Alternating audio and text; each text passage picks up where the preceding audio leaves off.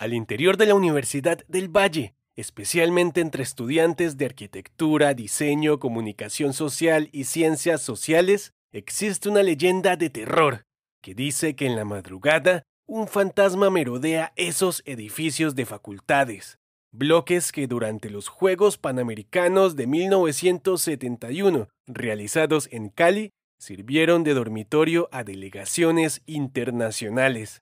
Actos paranormales que algunos relacionan con la misteriosa muerte del masajista cubano Domingo Gómez, deceso ocurrido en medio de las justas deportivas, cuando su cuerpo cayó desde un quinto piso, en extrañas circunstancias. ¿Suicidio, homicidio o accidente? Bienvenidos a Calibaneando Podcast. Mi nombre es Víctor Hugo León y hoy vamos con la misteriosa muerte del masajista cubano Domingo Gómez, en el marco de los Juegos Panamericanos de 1971. Los Juegos Panamericanos de Cali en directo. Como presidente de Colombia, no solo cumplo un deber, sino que experimento positivo orgullo al declarar inaugurados estos sextos Juegos Panamericanos. El 30 de julio de 1971 se inauguraron los sextos Juegos Panamericanos en una ceremonia emotiva en el Estadio Pascual Guerrero, evento deportivo que finalizó el 13 de agosto con la participación total de más de 3.000 atletas de 32 países.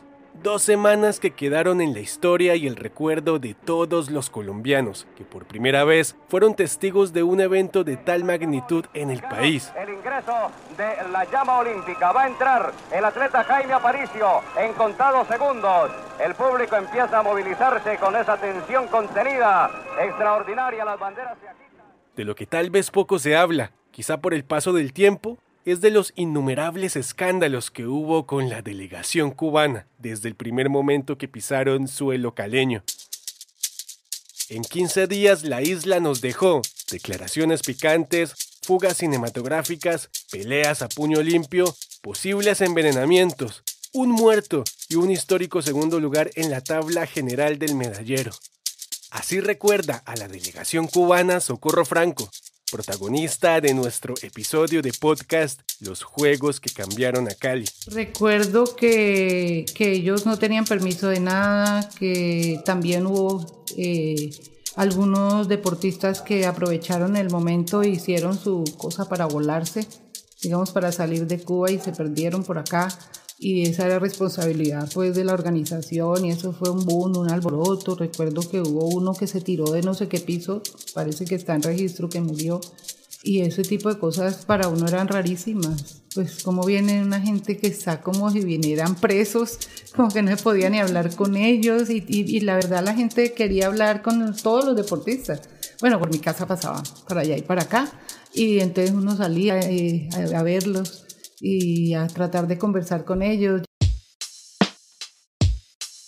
Los cubanos fueron asediados por la prensa local y extranjera desde el primer momento que llegaron a la capital del Valle, aunque el único que hablaba con los medios era Manuel González Guerra, presidente de la delegación. Él encabezaba un grupo de más de 200 personas entre deportistas, dirigentes, entrenadores, médicos, kinesiólogos y 45 milicianos de la policía secreta castrista. Estos últimos, camuflados entre funcionarios de logística. Delegación que en su mayoría se hospedó en la Villa Panamericana, edificios recién inaugurados, pensados como ciudadela universitaria una vez culminaran los Juegos. Libardo Másmela, otro de los protagonistas del podcast Los Juegos que Cambiaron a Cali, también hizo memoria sobre la delegación cubana. En la Universidad del Valle eso se construyó la Villa Olímpica y ahí era donde llegaban todos los atletas y a hospedarse, porque a mí me tocó también que estar allá y ir a comer allá, que eso era impresionante. Cada atleta tenía su comida especial y todo, ¿no? Parece que un cubano como que se iba a tirar o se tiró de donde estaba hospedado, de un quinto piso. Para esa época los cubanos los cuidaban mucho, les cuento. Hoy día ya como que los deportistas de Cuba como tienen más libertinaje. Anteriormente como que esa gente se metía en los deportes y quería hacer eso para ver si de pronto aprovechaban y quedarse en esos países y irse de Cuba. Por eso ellos tenían mucho control, eran muy vigilados. Pero para poder entender mejor lo que en realidad pasó, es necesario un poco de contexto. Eran los tiempos de la Guerra Fría, donde Estados Unidos y la Unión Soviética jugaban ajedrez con el mundo, esparciendo su influencia a través de guerras en países terceros, utilizando la cultura, el deporte y la ciencia como armas propagandísticas. Por eso la importancia de las Olimpiadas o en este caso los Panamericanos. Una Guerra Fría que estaba en su máximo clímax, con movimientos contraculturales, movimientos antiguerra, un Vietnam que no daba tregua y una América Latina que ya vivía a plenitud la Operación Cóndor, que llevó al poder a dictaduras militares de extrema derecha, con el auspicio de Estados Unidos. Ya para ese entonces, Fidel Castro había salido del closet como aliado de la Unión Soviética y era considerado enemigo número 1 de Washington, especialmente después del episodio de la crisis de los misiles de 1962, que casi lleva al planeta a una guerra nuclear. Será la misma suerte y de todos será la victoria. Patria o muerte, venceremos.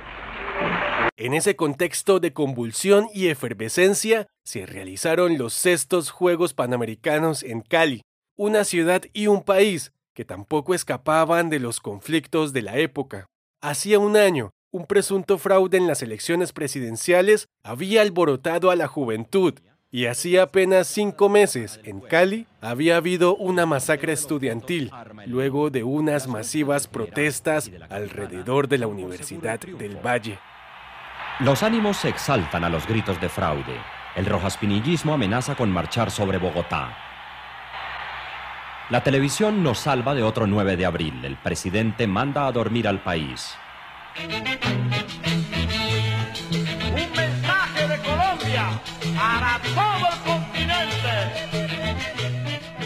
Estados Unidos llegaba como gran favorito a la capital del Valle, y su rival más directo era esa pequeña isla del Caribe a 90 millas de su territorio, país que prometía barrer en medallas y arrebatar el primer lugar a su archirrival del norte, según el presidente de la delegación antillana, que era el único que hablaba con la prensa. Eso sí, con lo que tal vez no contaba Manuel González Guerra al hacer esa declaración, era con que al interior de los suyos había un plan masivo de fugas que incluía a deportistas, entrenadores y personal médico. Se acabó la diversión. Todo comenzó cuando 3 gimnastas escaparon de la Villa Panamericana, entre los que se encontraba Zulema Bregado, quien era una de las grandes promesas del deporte cubano. La deportista apareció una semana después en la costa atlántica, dando entrevista a medios de Barranquilla. Allí dijo que escapó porque en Cuba se vivía muy mal, casi en una cárcel, y quería libertad. También contó que duraron 6 días escondidos en una casa cerca a la villa, donde una familia les dio posada al escuchar sus historias, hasta que un amigo de esa casa, que manejaba un camión, les hizo el favor de llevarlos hasta Bogotá, camuflados en la parte trasera del vehículo, y ya estando en la capital, vendieron algunas pertenencias y decidieron viajar a la costa, pasando primero por Valledupar, para posteriormente llegar a la capital del Atlántico. La idea de Zulema, según contó, era poder quedarse unos días donde un amigo en Barranquilla, y posteriormente salir para Miami, donde estaba casi toda su familia.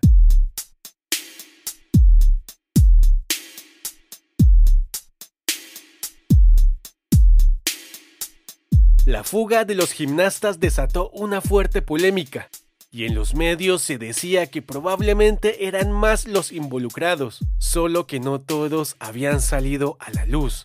Después se conoció que efectivamente ese mismo día se habían fugado una atleta de apellido Pardo, otro de nombre José Lescay y una nadadora de nombre desconocido.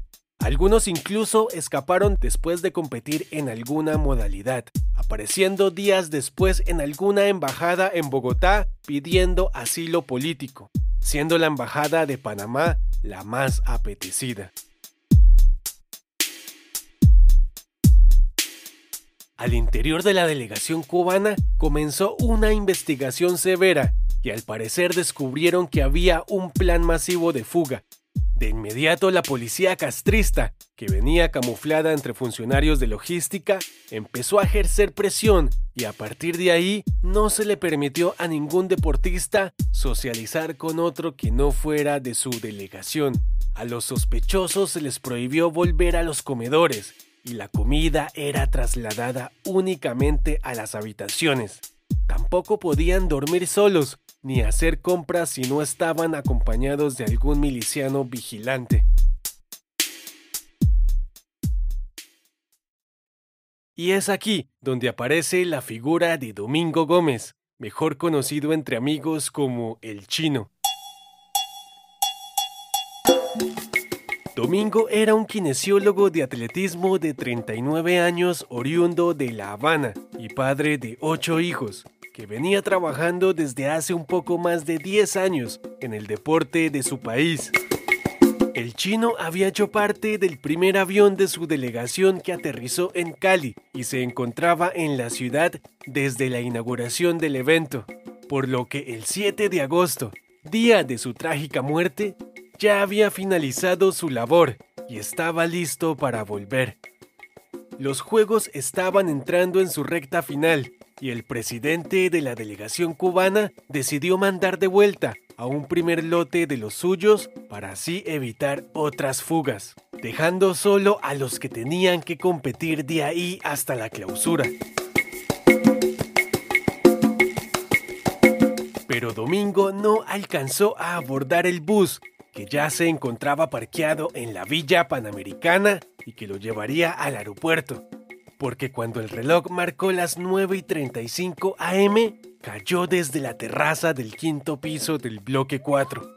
Algunos testigos de otras delegaciones afirmaron que de lejos lo vieron caer al pasto embarrado, pero les fue imposible ver la causa por la distancia en la que se encontraban. De inmediato le prestaron los primeros auxilios, pero era tal la magnitud de sus heridas en cabeza, extremidades y resto del cuerpo que a escasos minutos falleció. Cuando llegó a la clínica ya estaba muerto.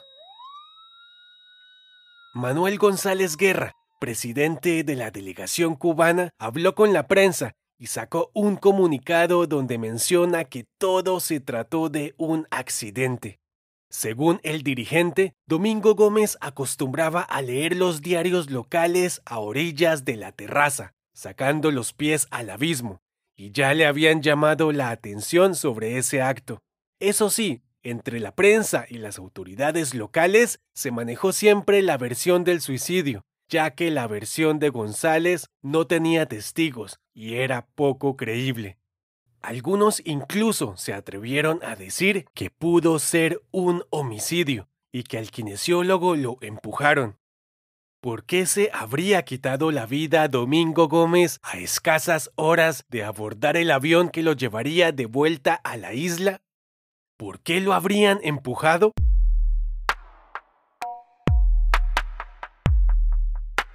Fuentes del DAS filtraron a la prensa sin dar pruebas que presuntamente el masajista era cabecilla o enlace de un plan masivo de fuga que pretendía llevarse a cabo con más de 40 personas, como ya se había mencionado.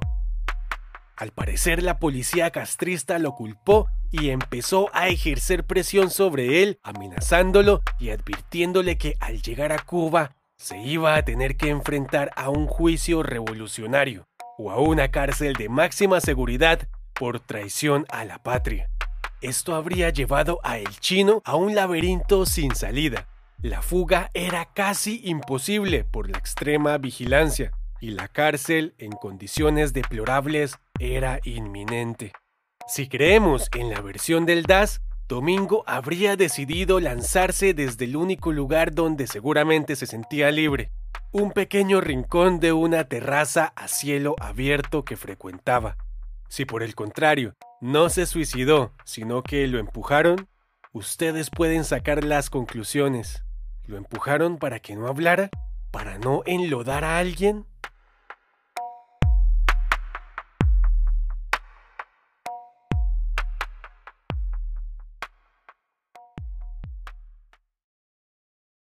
El cuerpo de Domingo Gómez fue entregado esa misma tarde y la delegación cubana pudo viajar con él en el mismo avión y en el mismo horario que tenían programado desde el comienzo. La prensa, con ayuda de algunos, pudo filtrar fotografías de El Chino en la morgue, que salieron al otro día en todos los diarios, mientras seguían las especulaciones sobre su muerte y se afianzaba más la versión de suicidio. Entretanto, el resto de la delegación cubana que seguía en competencia pudo culminar de gran forma las justas, y los antillanos se alzaron con un histórico segundo lugar por primera vez en su historia. Claro, muy lejos del primer lugar que habían prometido, ocupado por sus archienemigos de Estados Unidos. En total, los norteamericanos se alzaron con 105 medallas de oro, 73 de plata y 40 de bronce, para un total de 208, mientras los caribeños se quedaron con 31 medallas de oro, 49 de plata y 25 de bronce, para un total de 105.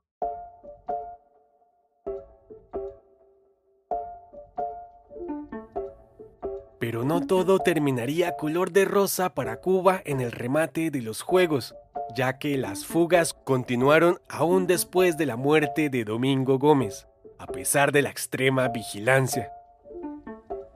El caso más famoso fue el del técnico de ciclismo Juan Díaz López, quien después de las finales de 4.000 metros persecución en el velódromo, escapó junto a 2 personas más en otro acto cinematográfico ampliamente difundido por la prensa. El entrenador, a su llegada a Bogotá, dio una pequeña entrevista y afirmó que lo había hecho porque después de la muerte de El Chino, temía por su vida. Igualmente se conoció que detrás de la batalla campal que armaron los equipos de fútbol de Cuba y Colombia en el Estadio Pascual Guerrero, en medio de las semifinales, había también un plan masivo de fuga que consistía presuntamente en armar una pelea para que los involucrados fueran trasladados a alguna comisaría, lugar donde claramente no podía estar ningún miliciano castrista, y así sería más fácil la huida. De todas formas, el plan no tuvo final feliz, ya que los agentes cubanos alcanzaron a infiltrar en los camerinos del estadio, impidiendo que los futbolistas fueran trasladados a otro lugar.